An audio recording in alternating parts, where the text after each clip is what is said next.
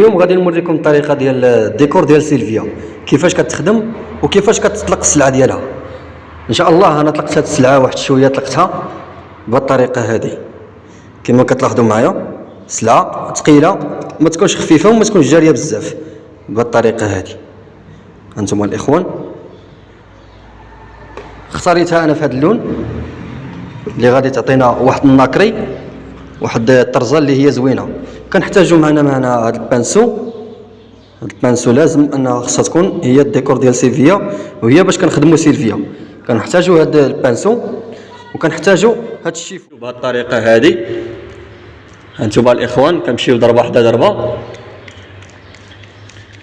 وكنسارجيو البانو ديالنا بطريقه عشوائيه، يعني ضرب هاك ونضربوه هكا في هذه الجهه هذه.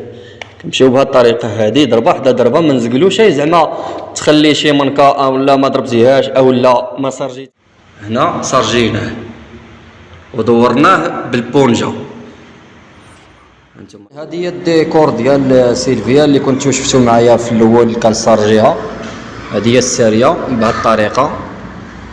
وانتم كما كتلاحظوا الاخوان هذه ساريه فقط بوحديتها بالديكور ديال سيلفيا. انتم الاخوان كنتمنى ان تنال الاعجاب ديالكم، ومازال ان شاء الله الجديد. والاخوان ما تنسونا شيء في الاشتراك في القناه باش ان شاء الله كل مره يوصلكم الجديد، ونتلاقاو في الفيديو الجاي ان شاء الله.